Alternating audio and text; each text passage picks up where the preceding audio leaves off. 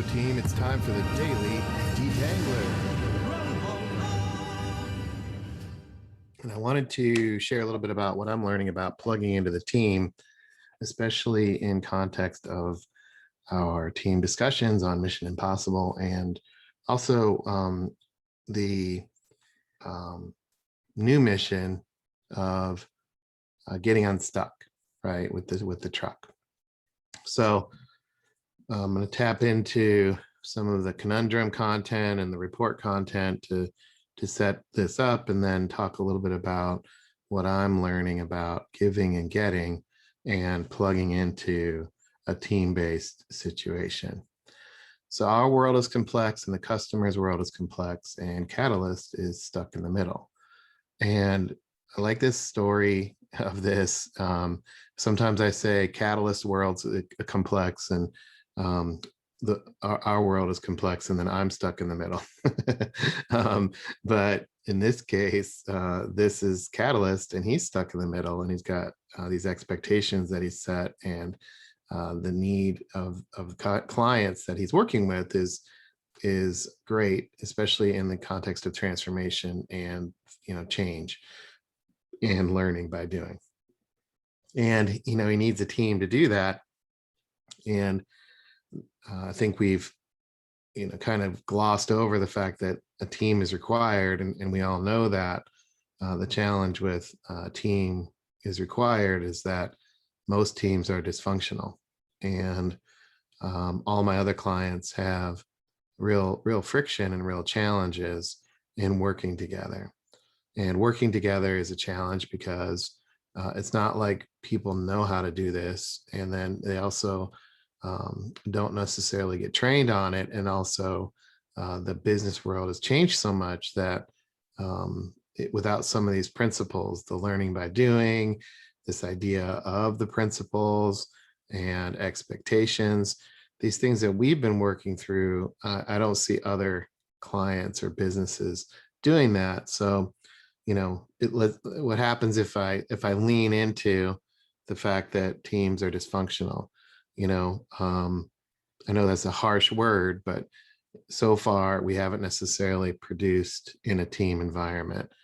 And we can say that and point fingers, or we can lean into it and ask why. The good thing is that others are in the same boat. This is the 5 dysfunctions of a team, and you'll see a team is dysfunctional if they have an absence of trust, a fear of conflict, a lack of commitments, an avoidance of accountability, and then inattention to results. So, if we flip it, what am I doing to help stay focused on results? What am I doing to be accountable? What am I doing to be committed? What am I doing to embrace this idea of conflict? And then what am I doing to build trust if I'm going to be a successful team member? And how does that all show up when we're orchestrating and we're trying to create something from nothing? There's these networks that we're building of different pots and different types of work going on, and there's a lot of dots to connect. And then also there's this idea of execution and the execution fabric. And I'm a strong believer that teamwork is required there.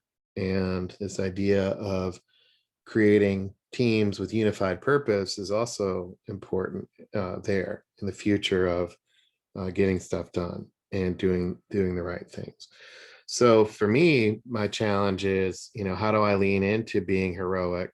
And then also, how do I work in a smart way that adds the right value to the team without getting off into the weeds, or contributing to the truck getting stuck.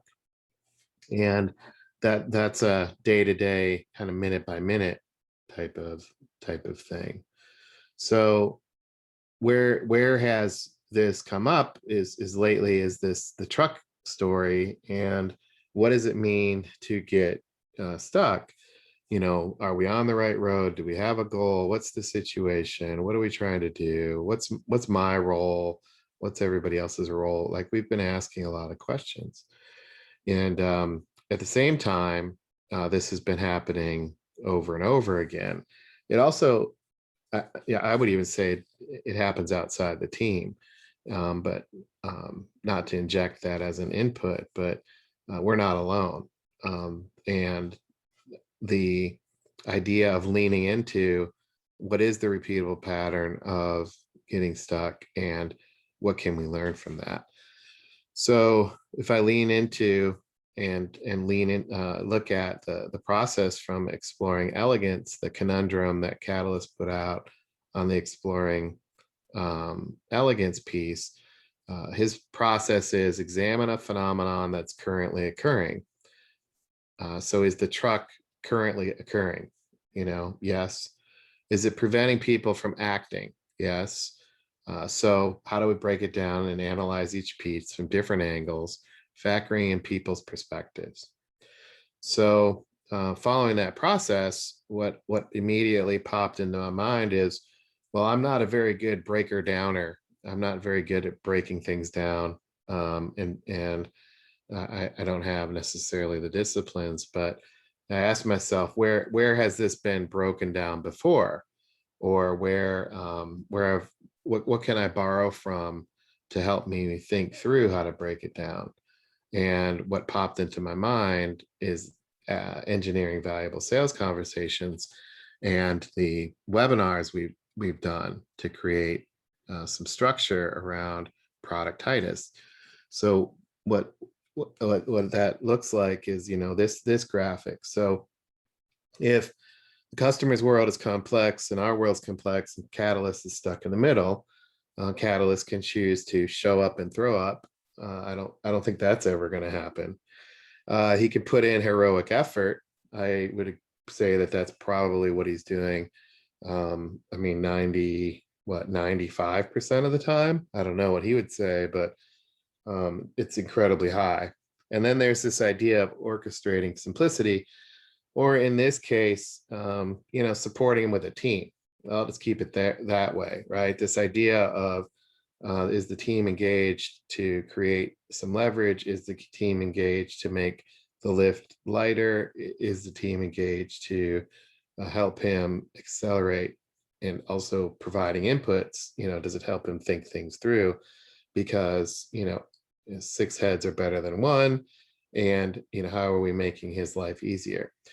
So in that regard, having the team support is critical. And I was like, well, maybe I can borrow this and break this down, right? So where does productitis come from? It comes from people working in teams, right? Or not. I mean, we can debate whether or not they're on teams or not, but the concept is that people are working together, and they could actually be facing the same situation. Their truck could go off the road, and how are they responding to that?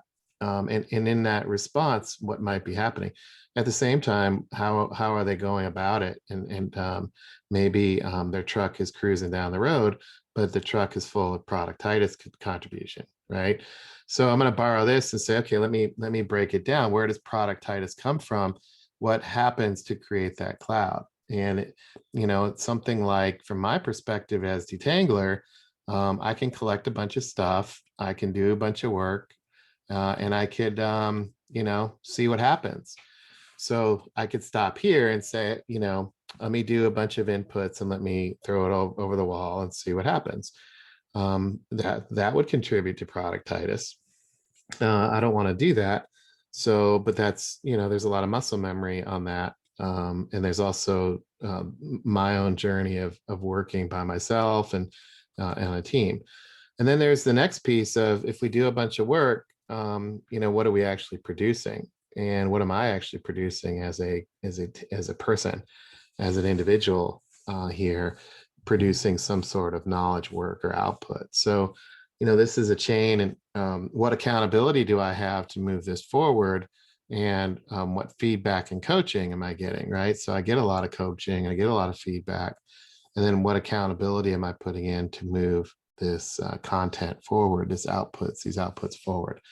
So, the sum of these kind of handoffs here, and that's kind of what I wanted to zero in on, is the sum of these things are what value is provided to Catalyst, and the exchanges between me and my teammates in this environment can create value or not. And if I think about my role, my benefits of my role, what am I providing, what service am I providing, et cetera, I can think of it in terms of these exchanges. What am I giving, and what is he, Catalyst, getting? What am I giving Architect, and what is she getting? Right. And I said, okay, well, in this case of these exchanges, right, in this give and get relationship, what would happen to create these productitis scenarios? Well, in productitis scenario one, where we're pushing the complexity on to Catalyst, I'm doing my thing. And what I'm borrowing here is from Engineering Valuable Sales Conversations, the criteria of the exchange is it timely, relevant, and in context, right? I'm just going to use that. So right there, I could spend a lot of time trying to figure out what it means to be timely, what it means to be relevant, what it means to be in context. But that's a different detangler. But the idea here is that I want to have a valuable exchange. So this valuable exchange for me, let's say, is I'm going to provide a valuable exchange to, a teammate. So I'm going to do the bare minimum, so to speak. And then let's say the teammate does the bare minimum and it gets over to Catalyst, and he has to figure out how to close this gap, because this is the Nick and Jen stack. They want to be uber relevant, uber on time, and uber in context. So if Catalyst does, gets this from team member 1 and 2, he has to figure out how to make this work, right? And how does he get this to be bigger and this to get bigger, right? That's a scenario where both team members basically push complexity on, or in some cases create more complexity. And this, he said he spends a lot of time navigating internally. So then there's the superhero efforts. So Catalyst will be the superhero here. And, we got the Jen, Nick expectation of timely, relevant, and context. So he does the superhero effort. And you can see he's almost closing the gap here. But the team members behind him, so me in that case, hasn't. So I don't have enough time. So I'll just say I don't have enough time. So, he has to figure out how to close that gap. That's the second scenario back on our, productitis scenario. So I've done scenario 1 where the team, quote unquote, team members pushed the complexity to him, and he pushed the complexity onto others. And then there's the heroic effort where he has to help close the gap. So what would happen in scenario number 3? I'm providing value. The team member 2 is providing, the same type of thing, and that, meets customer expectations. So, is there a gap here that Catalyst has to close? And then the last one is we can actually have a fourth scenario where, I'm providing value, and Catalyst is doing his thing, and the client says, well, that was unexpected. We've actually overachieved on their expectation, right? So these exchanges, I guess, my point is, and I don't know how well this is landing, but my point is that the productitis doesn't just magically appear.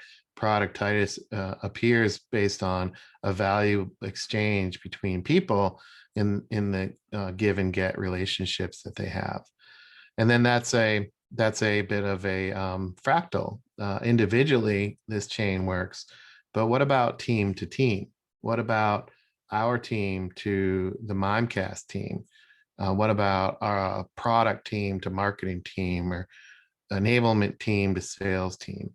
Well, if I change the I to the we, we collect the inputs, we do the right work. Are we confirming that value? And then are we producing the right results? Does the team have, is it team accountability? I don't know, but it's this team momentum and traction, if you will. and then are we getting feedback and coaching? So are we accountable to team outcomes and goals, and are we getting feedback on team progress? So I was like, this is interesting because as detangler, for me, how do I detangle myself in order to contribute to a team? And then, how does the team help Catalyst make his life easier so he doesn't have to do the heroic effort? So what would that look like? Well, for me, I have to unplug from my world and unplug from my siloed thinking and detangle myself. If I say it's not my problem, not my job, I'm not open to that, I'm not doing it right, these are negative energy sources, and they actually can be create a lot of friction and actually have a negative impact on the idea of what the team needs to do. Like, for example, the team, are we creating shared understanding? That's hard to do when somebody's like, it's not my job. Are we harnessing strengths and aligning perspectives? That's hard to do when we can't get the help we need, or we're not able to get a response. Are we creating something from nothing together? That's hard to do if I'm focused on what I can't do, and I have a lack of skills, for example. And then from an impact perspective, is the team creating the impact? How is that going to happen if we're not sure what to do and we're not putting ourselves out there, right? So I can map these knots to these types of things. I don't know if these are right, but this is me reacting to the truck, right? Yes, in yesterday's meeting, it seems like the first step on the call is to create shared understanding, and how do we detangle in order to do that? And then the second step would seem to be, why are we doing this, and are we aligning what we do to create something from nothing together, right? So this is some sort of team progression related to the truck thing that I just kind of put together, because it's like I have to plug into this. This is the point of this slide, is what am I plugging into? Whatever this ends up being, how am I plugging into that? And am I being proactive in that? So I said, well, let me learn by doing. Let me see what happens. Let me unplug and figure out what I need to unplug, and unplug from my tangles. And then, let's see what happens from a team perspective. So let's just, to keep it simple, there's some team tangles, whatever those are, with regard to the truck, right? So the truck's in the road and it's stuck, and how do we get there? And then I've got my team tangles, which are related to, look, I want to help the truck get unstuck. So I gotta get focused. I gotta help push. I gotta make sure that I'm taking action, and I gotta make sure we get unstuck, right? Like we need a win here. We got to get back on the road. So let me inject that sense of urgency and be like, I here's what's urgent. Everything else can wait. Let me do it. Let's hurry up. Let me find the path of least resistance to get back on the truck. And let me make sure everybody's happy, and let's make sure everybody's heard. And in that way, we'll get back on the truck. Or let's make sure everybody's happy. It's unfortunate that we're stuck on the truck, and the truck's out on the side of the road, but let's make sure everybody's comfortable and has water. And let's make sure there's no accountability to make people feel uncomfortable, right? So I'm taking this stance of I don't have accountability. I'm an individual. I'm not part of a team. I'm doing that on purpose, right?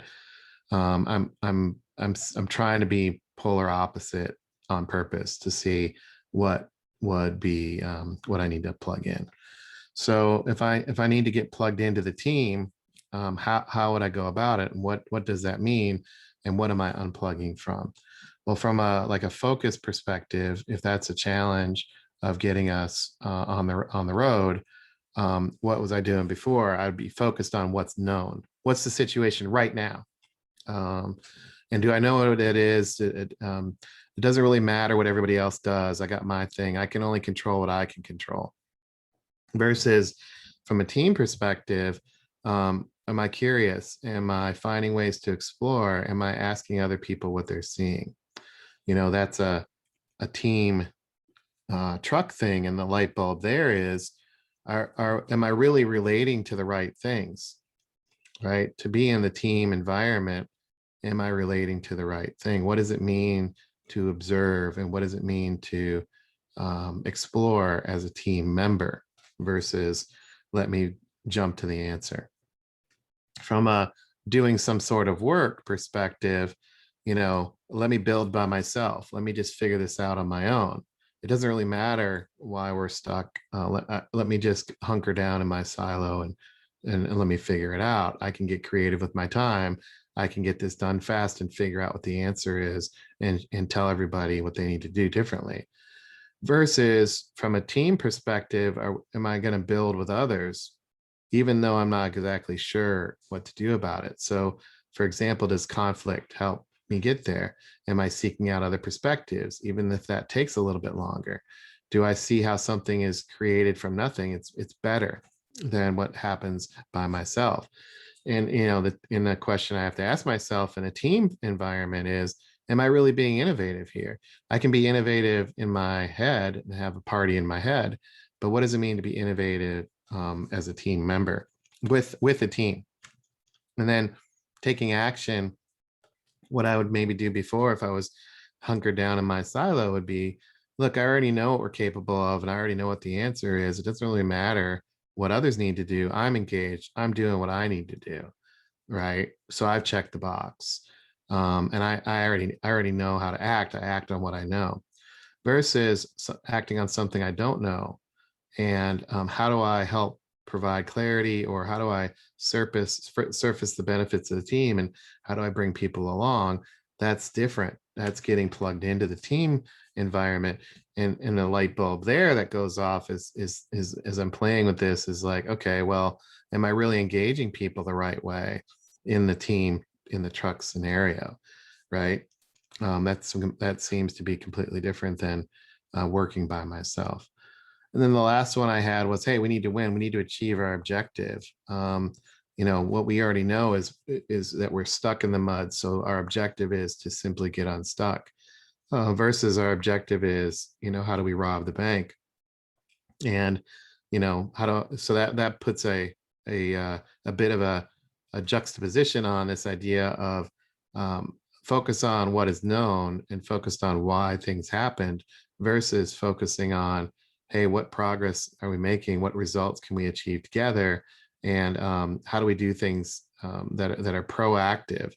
And eventually, if we do hit a bump in the road, it doesn't put us into the ditch and we get stuck.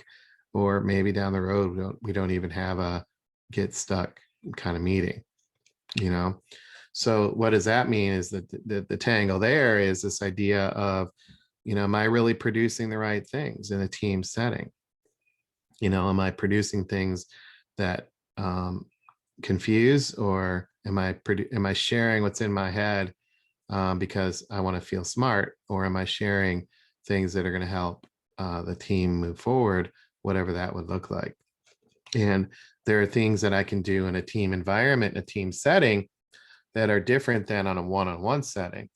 And then there's stuff, within my own head that I can still be doing by myself that don't even require a teammate. So that's the learning by doing based on the truck. Having courage to say, okay, let me put myself out there and see this phenomenon, and let me lean into what is this value exchange? What is this give and get relationship between myself and others? And then what happens on the team as I go through working with others to get plugged in? And to get plugged in, what do I need to let go of? What do I need to reshape? What do I need to rethink? What do I need to revisit? And how do I lean into the expectations and the principles and and embrace the environment that we have as a team that we can operate within to lean into and share these things, right? Based on, it's tough to get plugged into the team. It's not easy, especially when the expectations are high. And how are we going to orchestrate and support as a team and create outputs that are easier for Catalyst to consume and add the right value. So that's me putting myself out there to think through some of the scenarios here related to why and what around getting stuck. And, it has to do with ultimately the team is required to tackle these complex challenges. So working together is required, but doesn't mean that working together is easy, right? So, that gets to uh, simple sales is simple, simple is hard. And, it ain't what we don't know that gets us into trouble. It's what we know for sure that just ain't so. And through this process here, this is what I'm putting myself out there with to share some of the noodlings around getting plugged into the team. All right. I look forward to your feedback, and I hope you have a great day. Working on a special edition Detangler with Clarity. So hopefully that we can get that done this week. Let me know what your thoughts are, and see you tomorrow.